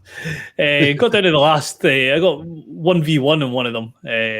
But then when it was like a level 500 guy who had like his own custom banner, every one of his guns had unique skins. He had like fancy outfits and that, and I was like, yeah, that's not going to end well for me here, is it? Yeah. No. But no, just I like PUBG. It's not the most polished game in the world, but it's the battle royale I enjoy the most because it is more of a tactical, realistic type game. Yeah. So everything in it, like just even things like bullet drop from your sniper shots, how little amount of bullets you need to put into somebody to actually down them. It's more realistic for a shooter type game that I like. Playing with my mate, just loads of different maps from when it first launched. Still could be doing with some work in regards to it is still a wee bit janky in places, like even on the Series X when you're spawning in, it still takes a wee bit of time for everything to render in properly, which when you think how long it's been getting worked on, they should have ironed that out by now, I would have said. But it's still a great laugh. It's still one of the few games that if I get like into the top 5, I can like physically feel my heart starting to race in my chest. Because it's getting like the anticipation of, am I going to do it? Is it going to happen? Some comedy moments that are happening as well. My mate didn't realise which type of grenade he had equipped. I'm blaming Dan, right? Dan doesn't know how to throw grenades. And one of the new grenades they've got is so in PUBG, same with all the rest of them, it's got like the play zone that shuts in. And this grenade makes basically a portable play zone. So you throw it, it expands out of a bubble. If the people are near it, it starts depleting their health rapidly. So we seen 2 people bolt into a building. So we thought, right, we'll stealth in, flash bang the top of the stairs, run up, he'll take right, I'll take left, shotguns blazing, that'll be it. Threw the grenade, didn't realise it was the portable play zone, took out half of our health. We were then running away from this play zone. They 2 come jumping out the window, knock him. I take 2 of them out. And it's just like, that was a bit of a shit show. That could have been executed a little bit better, to say the That's least. part of the fun, though. Exactly. And that's the comedy aspect of it, which is, as much as it's more of a serious type battle royale, you still get hilarious moments like that. Nice. I do enjoy... I did enjoy our time when we played PUBG quite a lot when it was not long after it released on the Xbox. But yeah, I think these days I'd much rather do some flossing and John Cena remotes. I mean, like it's not something that I think I would play like every night of the week, but like once every other week, twice every other week, just to get in there and get some just banter moments like that. The chance to get a chicken dinner, it's a nice wee experience. PUBG was the one game that made Jamie more tactical and not just race off by himself when you're playing as a team. It was actually, have you got that ammo? Yes. Okay, let's share that ammo. Have you got this gun? Have you got a backpack? It was all very. Yeah. It was like, what is this? What is this? I can do it when I want to. It's just not often that I want to. Yeah, and I did a lot of duos with I think Jake when you guys went on, because I think me and him did quite a lot. We got quite a lot of dinners in the end. Obviously, I haven't played for a few years, so I can't imagine it would be any good now. But well, maybe it calls for a Tavern night of PUBG gaming. That would definitely. It's quite good with the new maps as well. So you've got your original map, and then they've got a couple of quite condensed maps. So it's less players in it, but the action is pretty much from the second you touch down. Yeah. So there's a much more abundance of weapons, ammo, backpacks, helmets, stuff like that.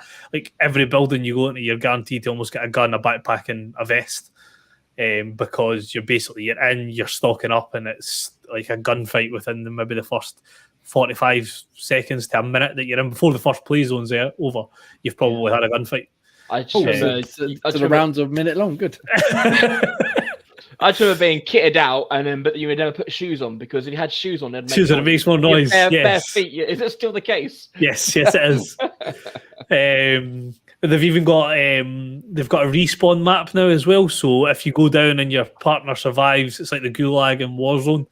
They can get a chance to go into an arena. If they survive the arena, they get brought back into the game. There's a new one on a map we found last night, and it's got similar idea again to Warzone. It's got like a bunker with really high end loot, but you need to find a key card. Get the key card, go to the bunker, swipe it, you'll get access to the goodies. We didn't know that. We just stumbled across the bunker going, oh, look, goodies. Open door. It's like, you do not have the required key card. Fuck. The one time we'll have found this bunker and that'll be it. We'll never find it again. You're like, key cards for days. Yeah, exactly.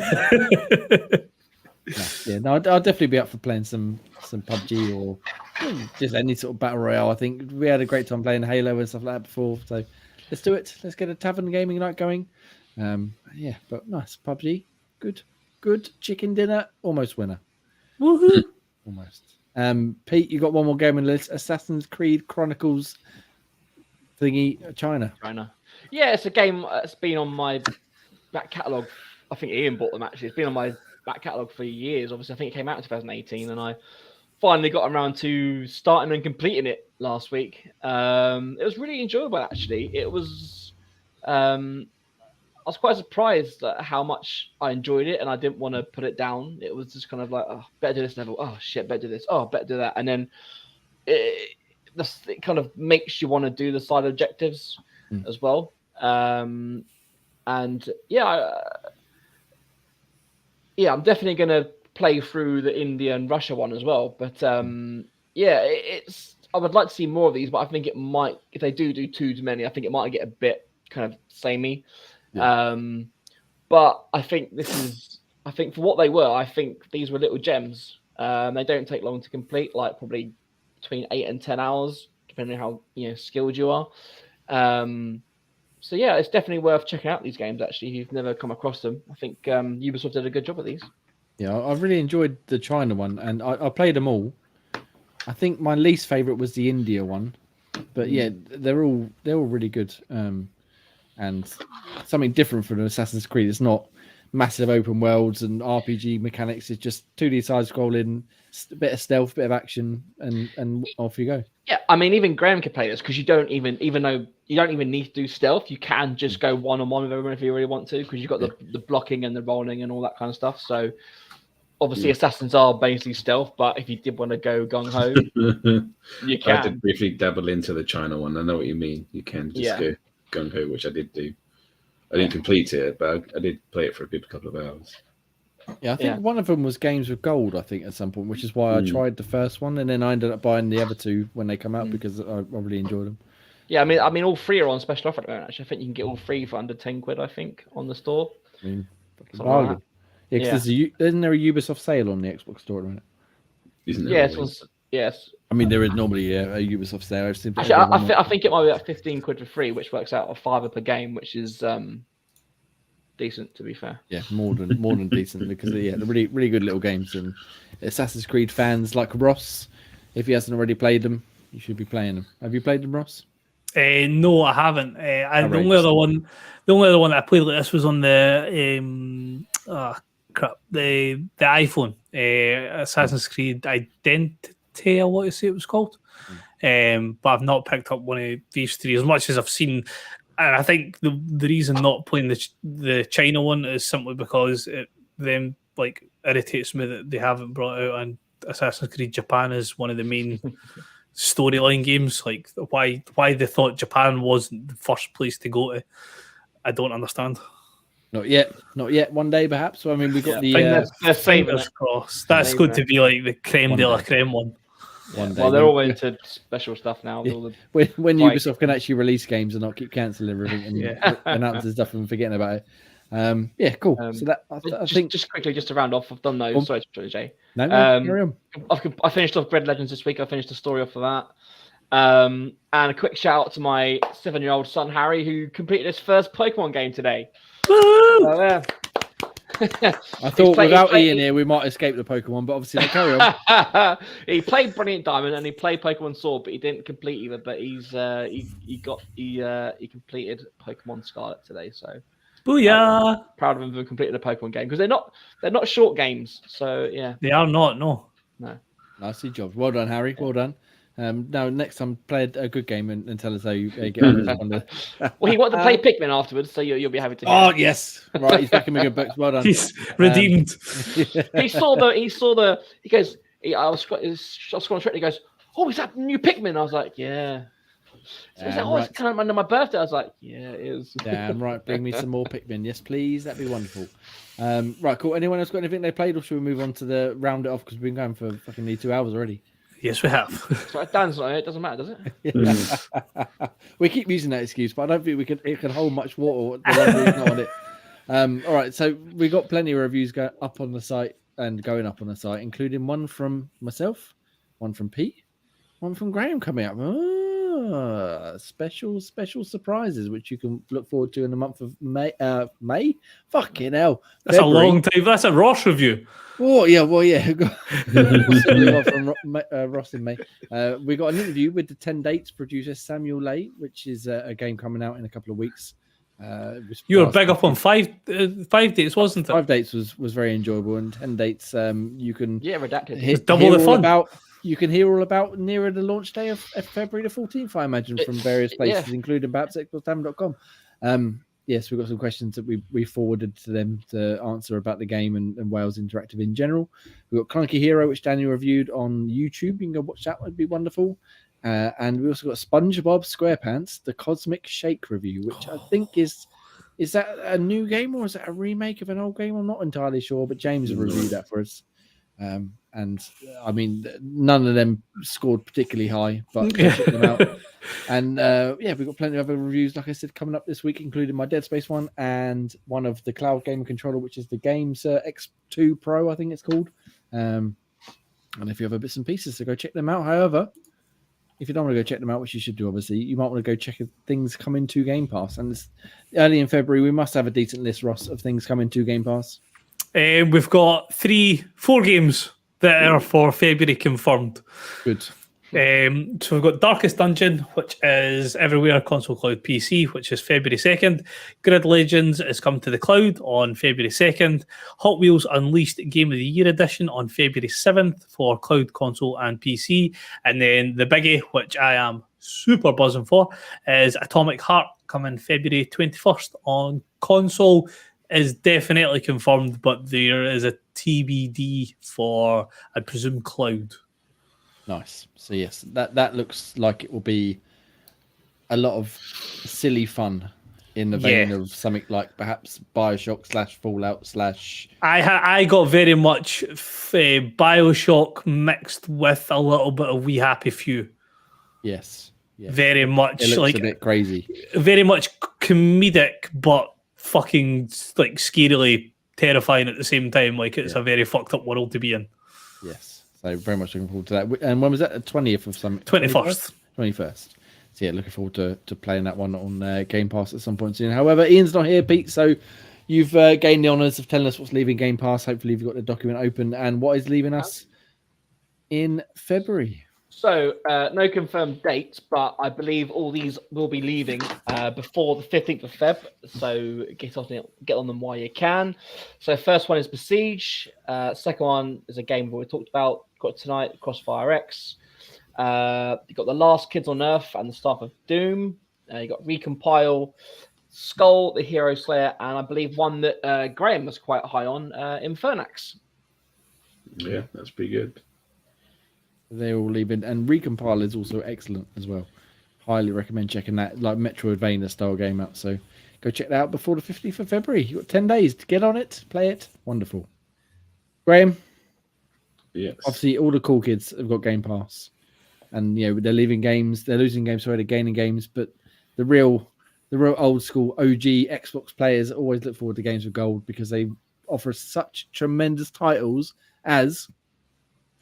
yes, we have For the King, which is now available from February the 1st to the 28th. And you have Autonauts from January 6th to February the 15th. And coming soon, you have Guts. I can't remember what the thing was now. Guts and Goals here. Yeah, Guts and Goals from February 16th to March the 15th.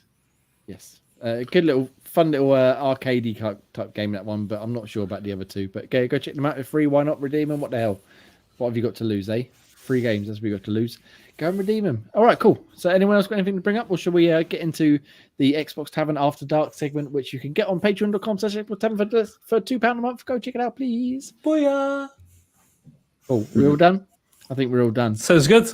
It's been an extended episode of Xbox Tavern, Xpod Tavern 106, which we record every Sunday at 8 p.m. Ish. Thank you. That was very energetic. I enjoyed that. Yes, thank you. If you made it this far, you're here. We love you. And we will check you out next week with 107th. Well, hopefully there'll be some more games not cancelled, announced and played and wonderful and things. It'd be and nice. Stuff. That'd be lovely. I've been Jamie. You can follow me at Inexan on Twitter or Xbox. You can find Special Guest Pete. At Peter Kinich. Graham. At Graham Reaper. And Ross. At Scottish Gruff. Cool. We'll see you all next week for another wonderful episode. Have a wonderful week, everybody. Goodbye. Goodbye.